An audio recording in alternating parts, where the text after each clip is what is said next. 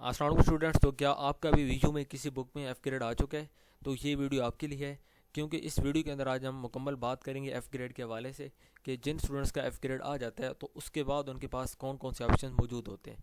क्योंकि जैसे ही आपका रिज़ल्ट आता है तो बहुत सारी क्यूरीज आना स्टार्ट हो जाती हैं कि अब हम लोग नेक्स्ट क्या कर सकते हैं। ठीक है, तो कुछ लोगों के माइंड में ये होता है कि हम दोबारा अब पेपर मतलब कि कैसे दे सकते हैं। जिस बुक में आपका एफ़ ग्रेड आ गया उसको हमने क्लियर कैसे करना है, क्या उसको क्लियर करने के लिए हमें मुकम्मल एक एक्स्ट्रा सेमेस्टर लगाना पड़ेगा, या उसको क्लियर करने के लिए हम अपनी जो बाकी आपकी बुक्स होंगी नेक्स्ट सेमेस्टर में उसके साथ आप इसको क्लियर कर सकते हैं। और कुछ स्टूडेंट्स के माइंड में ये होता है कि जब हम मुकम्मल इसका सेमेस्टर लगाएंगे तो हमें इसकी मुकम्मल सेमेस्टर की फ़ीस पे करनी पड़ेगी सिर्फ इस बुक की बेस पे जिसमें हम फेल हुए हैं। ठीक है, और कुछ स्टूडेंट्स के माइंड में ये होता है कि क्या हम 40 दिन के बाद दोबारा पेपर दे सकते हैं। क्योंकि उन लोगों के माइंड में होता है कि जैसे मैट्रिक में और इंटर में आप लोगों का जब एनुअल रिजल्ट आता है उसके अंदर आप अगर आपका किसी का एफ़ ग्रेड आ जाता है तो उसके बाद 40 दिन के अंदर आप लोग दोबारा अपीयर होते हैं। और उसमें अगर आप अपनी बुक को पास कर लेते हैं तो उसके बाद आपका जो सर्टिफिकेट आता है तो उसके अंदर आप मुकम्मल तौर पर क्लियर होते हैं, मतलब कि आप अपनी तमाम बुक्स को पास कर जाते हैं। तो जितनी भी आपके माइंड में एफ़ ग्रेड को लेकर सवाल हैं वो इंशाल्लाह आपको इस वीडियो को देखने के बाद आपको तमाम के जवाबात मिल जाएंगे। तो वीडियो का कोई भी पार्ट आपने स्किप नहीं करना, ताकि जो भी मैं चीज़ें आपको समझाऊँ उसकी आपको समझ आ जाए। ठीक है, तो चलते हैं अब एलएमएस पे और मज़ीद मैं आपको वहाँ पे समझाता हूँ। तो जी सबसे पहले हमने यहाँ पे एक ग्रेड बुक ओपन कर लेते हैं। और ग्रेड बुक को ओपन करते ही मैं आपको एक और चीज़ बता दूँ। अब आप लोगों ने यहाँ से बात को गौर से सुनना है। पहली बात है कि जब आपका एफ़ ग्रेड आ जाता है तो उसके बाद इसको क्लियर करने के बहुत सारे ऑप्शन आपके पास मौजूद होते हैं। ठीक है, एक ऑप्शन ये होता है कि इसको आप जो अभी आपका नेक्स्ट सेमेस्टर आना है, अब आपका रिज़ल्ट आ चुका है, अब अगला जो आपका सेमेस्टर आएगा आप इस बुक को उस सेमेस्टर में सिलेक्ट कर लें। अब वो सिलेक्ट कैसे होगी? तो जो ओल्ड स्टूडेंट्स होते हैं उनको पता है कि जब आपका रिज़ल्ट आता है नेक्स्ट सेमेस्टर की आपने कोर्स सिलेक्शन मतलब कि बुक्स को आपने खुद सिलेक्ट करना होता है कि अब आप लोगों ने आगे कौन सी बुक्स पढ़नी है। तो अब तो जिनका एफ ग्रेड आ जाता है या आ चुका है तो वो लोगों के पास ये ऑप्शन मौजूद होता है कि वो इस बुक को अगले सेमेस्टर में सिलेक्ट कर लें। क्योंकि अब नेक्स्ट 5 से 10 डेज़ में जब आपका रिज़ल्ट आता है तो अगले 5 से 10 दिन में आपकी कोर्स सिलेक्शन ओपन होती है। तो उसमें आप अपने अगले सेमेस्टर की सिलेक्शन करते हैं। तो अब जिनका एफ़ ग्रेड है तो उनके पास भी यही ऑप्शन मौजूद है कि कोर्स सिलेक्शन में आप लोग अपनी इस एफ़ ग्रेड वाली बुक को, चाहे वो 1 है 2 है 3 है, उनको आप लोग चूज़ कर सकते हैं। अब दूसरी बात है कि जब आप इनको चूज़ करेंगे तो जो उस सेमेस्टर की अपनी बुक्स होंगी उनका क्या होगा।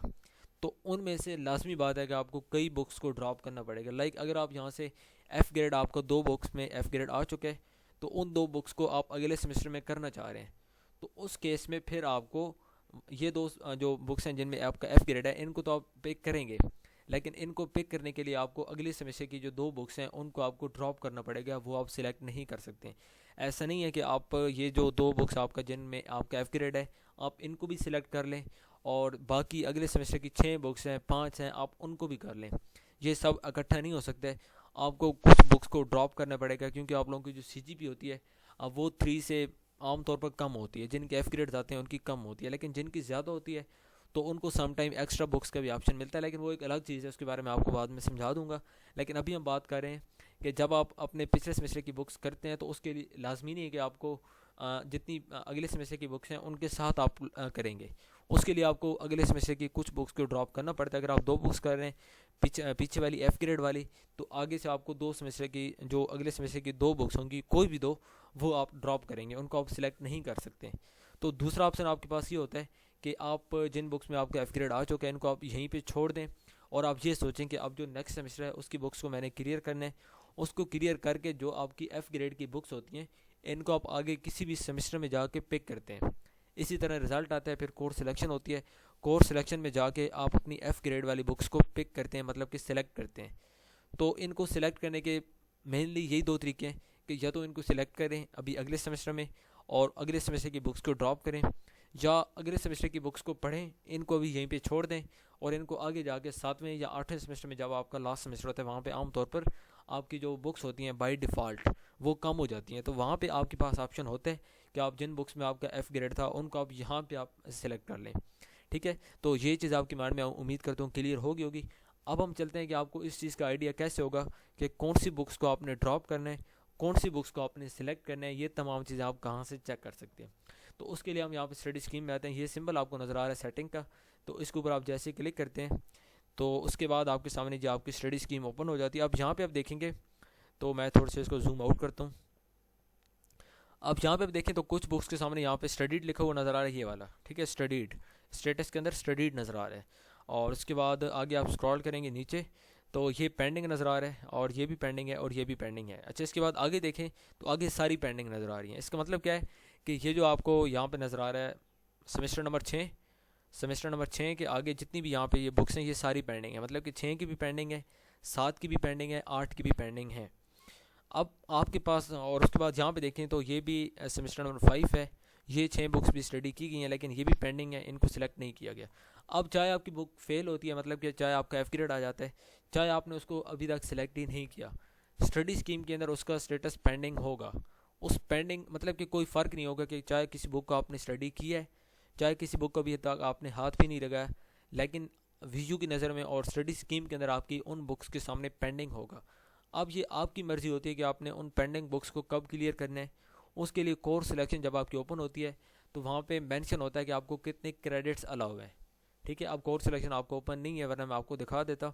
वहाँ पे मेंशन होता है कि क्रेडिट्स लिमिट्स, तो क्रेडिट लिमिट्स को देखते हुए आपने अपनी बुक्स को करना होता है। अब वहाँ पे लेट्स सपोज मैं एग्जांपल आपको देता हूँ कि अगर आपको 18 वहाँ पे क्रेडिट्स अलाउ होते हैं, तो यहाँ पे देखें हर बुक के सामने क्रेडिट लिखा हुआ है, ठीक है, ये क्रेडिट्स। तो अब 18 आपको अलाउ है, तो वो 18 आपकी मर्जी है कि आपने कैसे करने हैं। क्या उन 18 को आप 6 की 6 अगले सेमेस्टर की फ्रेश बुक्स को सिलेक्ट कर लें, या आप ऐसा नहीं करते, या आप कहते हैं कि नहीं 3 बुक्स मैं करता हूँ फ्रेश वाली, और 3 बुक्स में जिनका एफ़ ग्रेड है या पीछे से कोई पेंडिंग है तो उन 3 को मैं करता हूँ। या आप कहते हैं कि नहीं, जो 3 बुक्स हैं जिनमें एफ़ ग्रेड है या पेंडिंग है पीछे से उनको वहीं पे छोड़ते हैं, आगे चलते हैं, आगे वाली 6 की 6 बुक्स करते हैं, और उस तरह करके आप टोटल अपने 18 क्रेडिट्स पूरे करते हैं। पूरे करना 18 क्रेडिट्स कोई ज़रूरी नहीं है, आप लोग 15, 16, 17 जितने भी आप करें वो आपकी मर्ज़ी होती है, लेकिन 18 से आप ज़्यादा नहीं जा सकते हैं।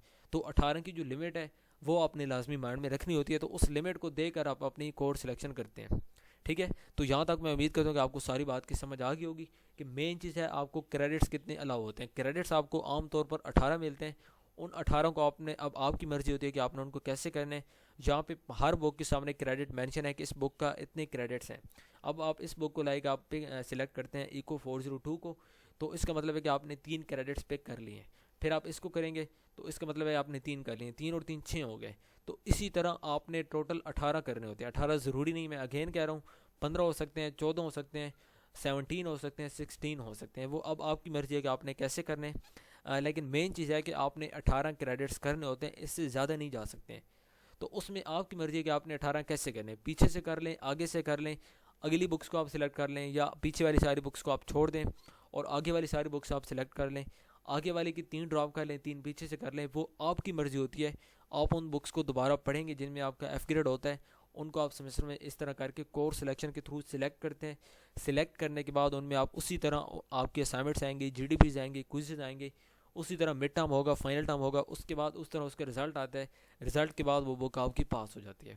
तो उसी तरह कोई फ़ीस का कोई सीन नहीं है, कोई अलग फ़ीस आप लोगों ने एक्स्ट्रा फ़ीस पे नहीं करनी। बस ये है कि जिस बुक में आप फेल हुए हैं तो लाजमी बात है कि उस बुक की जो तकरीबन 2800 से 3000 आपकी फ़ीस बनती है, वो फ़ीस तो आपकी लाजमी बात है वेस्ट हुई है, प्लस आपका टाइम भी गया है। तो अब उस बुक को दोबारा आप जब भी पढ़ेंगे तो आपको लाजमी बात है कि 3000 रुपये उस बुक की तो आपको देने हैं। लेकिन जब आप उस बुक को पिक करेंगे तो सेमेस्टर की फ़ीस जो आपकी आती है वही आपकी मेन फ़ीस होती है, आपको कोई एक्स्ट्रा फ़ीस पे नहीं करनी होगी कि आप ये कहें कि आपको कोई फ़ाइन होगा या आपको कोई 10-12 हज़ार एक्स्ट्रा आपको पे करना पड़ेगा कि जी आप फेल हो गए तो उस बुक को आपने दोबारा आप करना है तो आप इतनी फ़ीस पे करें, दोबारा एडमिशन भेजें। तो ऐसा कोई सीन नहीं है। जब आपकी बुक फेल हो जाती है आपके पास ऑप्शन मौजूद है, आप उसको अगले सेमेस्टर में कर लें। अगले में नहीं करना तो उसको बिल्कुल वहीं पे छोड़ दें। अगले सेमेस्टर की बुक्स को सब की सब यहाँ पे स्टडी स्कीम में आके चेक करें कि अगले सेमेस्टर की कौन सी बुक्स हैं, उनको देखें। उसके बाद आप जो पेंडिंग बुक्स हैं जिनमें आपका एफ़ ग्रेड है तो उसको आप आगे जाके किसी सेमेस्टर में क्लियर कर लें।